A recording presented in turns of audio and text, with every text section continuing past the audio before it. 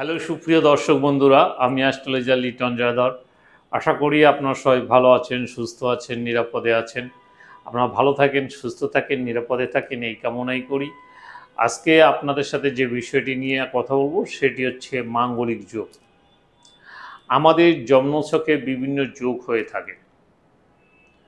ধনযোগ হয়, বুদ্ধিনাশ যোগ হয়, রাজযোগ হয়, মাঙ্গলিক যোগ হয়, কালসর্প যোগ হয়, এরকম অজস্র যোগ রয়েছে। যে যোগগুলো কারণে আমাদের জীবনে অনেক সময় ভালো হয়, অনেক সময় খারাপ হয়।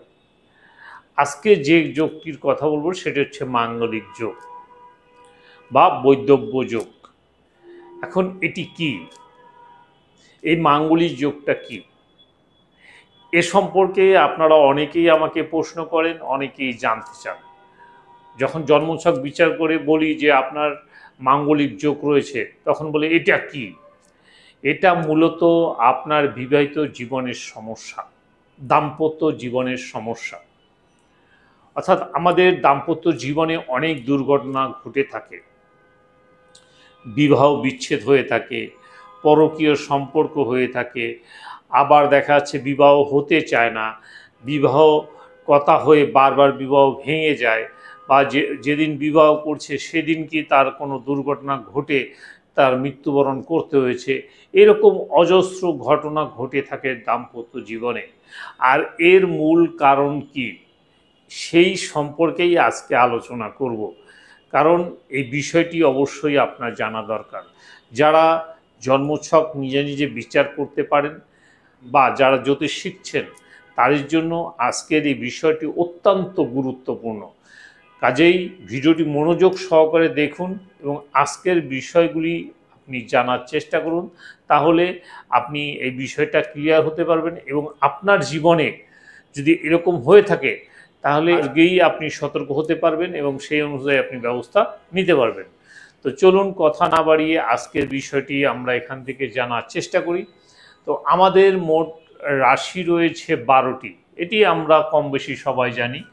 যেমন এটি মেষ রাশি, এটি বৃষ রাশি, মিথুন রাশি, কর্কট রাশি, সিংহ রাশি, কন্যা রাশি, তুলা,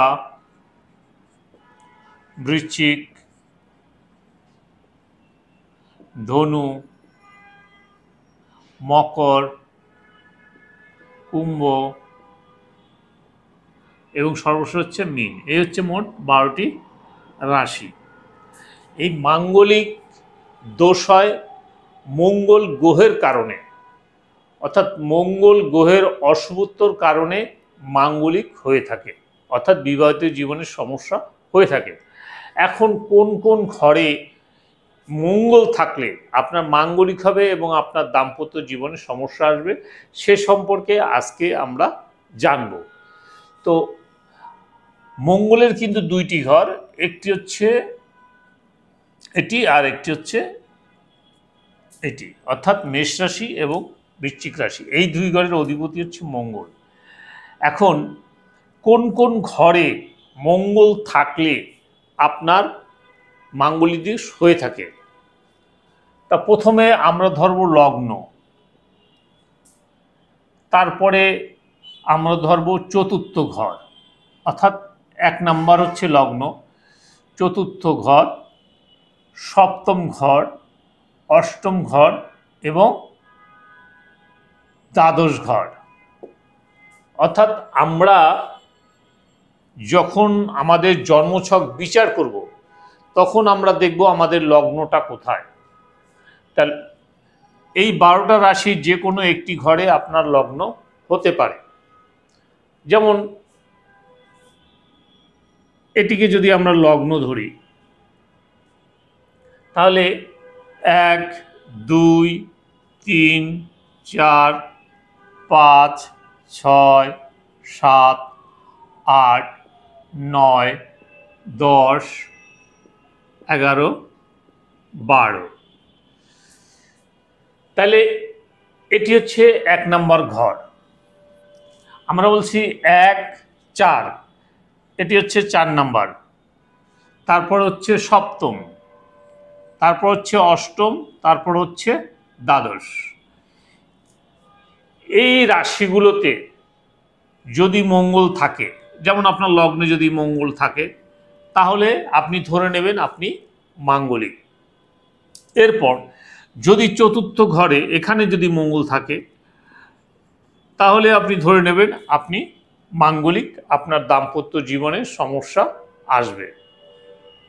এরপরে যদি দেখাচ্ছে এই সপ্তম ঘরে মঙ্গল থাকে, তাহলে সেটিও কিন্তু মাঙ্গলিক হিসেবে ধরা হয়। এরপর যদি অষ্টমে যদি মঙ্গল থাকে, সেটিও কিন্তু মাঙ্গলিক। এবং দ্বাদশে যদি মঙ্গল থাকে, তাহলে সেটিও কিন্তু মাঙ্গলিক।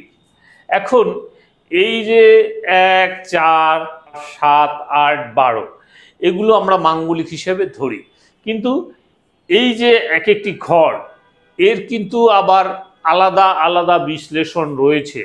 যেমন একের যে ফল দেবে অষ্টমে কিন্তু সেই ফল দিবে না, সপ্তমের কিন্তু সেই ফল দিবে না, আবার দ্বাদশে কিন্তু সেই ফল দিবে না, এবং চতুর্থ কিন্তু সেই ফল দিবে না। অর্থাৎ এই লগ্নে যদি মঙ্গল থাকে, সে কিন্তু মাঙ্গলিক, কিন্তু এই মঙ্গলটা কিন্তু দুর্বল, এর কিন্তু বিবাহ হবে, কিন্তু দেখাচ্ছে একটু দেরি হবে, একটু বাধা আসবে, একটু সমস্যা আসবে, বা হতে চাইবে না, এরকম ধরনের কেস তার হবে। কিন্তু কোনো এক সময় গিয়ে দেখাচ্ছে মাঙ্গলিক দোষ যাদের থাকে, তার 30-এর পর অংশে মাঙ্গলিক দোষটা কেটে যায়, সেক্ষেত্রে কিন্তু তার সেই সমস্যাটা কেটে গিয়ে সেই মাঙ্গলিক সমস্যার সমাধান হবে এবং বিবাহ হবে। চতুর্থ মঙ্গল তার যদি থাকে, তাহলে বিবাহ তার হয়, কিন্তু পারিবারিক অশান্তি খুব বেশি হয়, দেখাচ্ছে তাদের দাম্পত্য সুখটা তাদের ভিতরে না থাকে না, ঝগড়াঝাটি, অশান্তি, সমস্যা, দাম্পত্য কলহ, এগুলো কিন্তু তাদের ভিতরে বেশি দেখা যায়। অর্থাৎ চতুর্থ থেকে আমরা পরিবার হিসাব করি, সেক্ষেত্রে দেখাচ্ছে এই পারিবারিক জীবনের সমস্যা আসে। এবার সপ্তমে মঙ্গলে যদি থাকে, সপ্তমে মঙ্গলেও কিন্তু দাম্পত্য জীবনে বাধা দিয়ে থাকে। অর্থাৎ এখানে যদি সপ্তমে মঙ্গল থাকে, তার বিবাহ হতে চায় না। অর্থাৎ যেটা আমরা দেখি যে বিবাহের কথাবার্তা হয়, বিবাহ ভেঙে যায়, বারবার বিবাহ ভেঙে যায়, বিবাহ হয় না, সমস্যার সৃষ্টি হয়, এগুলো কিন্তু এই সপ্তমের কারণে। আর অষ্টমের যে মঙ্গল, এইটি যে মাঙ্গলিক, এটি হচ্ছে সবচেয়ে গুরুত্বপূর্ণ। অর্থাৎ এই অষ্টমের যে মাঙ্গলিক হয়, এই মাঙ্গলিক সমস্যা কিন্তু সহজে সমাধান হয় না, কারণ অষ্টম হচ্ছে নিধন, মৃত্যু। অর্থাৎ দেখাচ্ছে এখানে স্বামী স্ত্রী আর কেউ না কেউ মৃত্যু হতে পারে। যেমন আমরা অনেক দেখেছি যে স্বামী স্ত্রী দ্বন্দ্বের কারণে অনেকে সুইসাইড করে, আত্মহত্যা করে। একজন হয়তো স্বামী মারা যায় না, স্ত্রী মারা যায়, বা কেউ হয়তো দুর্ঘটনা, বিবাহ করে আস্তে আস্তে দুর্ঘটনা হয়ে তারা মারা যায়, এরকম ঘটনা ঘটে থাকে। এটা হচ্ছে মৃত্যু যোগ। আর দ্বাদশ হচ্ছে বিয়োগ, দাম্পত্য জীবনের বিচ্ছেদ। অর্থাৎ দ্বাদশের যদি মঙ্গল থাকে, দেখাচ্ছে বেশিরভাগ দাম্পত্য জীবনে বিচ্ছেদ হয়ে থাকে, তাদের দাম্পত্য জীবন টেকে না, বা দীর্ঘদিন তারা সংসার করতে পারে না, তাদের কোনোভাবে তাদের বিচ্ছেদ হয়ে থাকে। এখন এগুলো গেল আপনার মঙ্গল যদি অবস্থান থাকে, সেক্ষেত্রে এইভাবে বিচার করতে হবে। এখন দেখা যাচ্ছে আপনার এখানে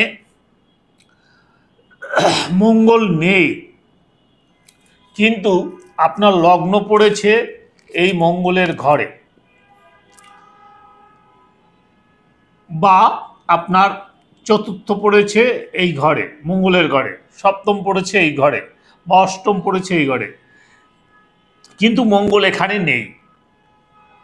বা এখানেও আপনার হতে পারে লগ্ন, বা চতুর্থ ঘর, বা সপ্তম ঘর, অষ্টম ঘর, এরকম যে কোনো ঘর হতে পারে, কিন্তু এখানে মঙ্গল নেই। সেক্ষেত্রেও কিন্তু আপনার আংশিক মঙ্গলের ফলাফল পেতে হবে। আংশিকভাবে আপনার দেখা যায় যে দাম্পত্য জীবনের সমস্যা আপনার আসবে, যা হচ্ছে অশান্তি হবে বা স্বামী স্ত্রীর ভিতরে তেমন মিল মহব্বত থাকবে না, কোনো ঝামেলা এগুলো আপনার জীবনে আসবে। কাজেই এই যদি মঙ্গল যদি আপনার অশুভ থাকে তাহলে অবশ্যই আপনার মাঙ্গলিক যোগ সৃষ্টি করবে, আপনার জীবনে বিবাহিত জীবনে সমস্যা আসবে। আশা করি এই ভিডিও থেকে আপনাদেরকে বোঝাবার চেষ্টা করেছি যে মাঙ্গলিক যোগটা কী। যদি ভিডিওটি ভালো লাগে তাহলে একটি লাইক, একটি শেয়ার, একটি কমেন্ট করবেন এবং পরবর্তীতে কী ধরনের ভিডিও দেখতে চান আমাকে লিখে জানাবেন। আমি সেই অনুযায়ী ভিডিও বানিয়ে আপনাদেরকে উপহার দেওয়ার চেষ্টা করব। পরবর্তী ভিডিও পর্যন্ত আপনার সবাই ভালো থাকুন, সুস্থ থাকুন, নিরাপদে থাকুন, এই কামনা করে আজকের মতো বিদায় নিচ্ছি। সবাইকে অনেক অনেক ধন্যবাদ।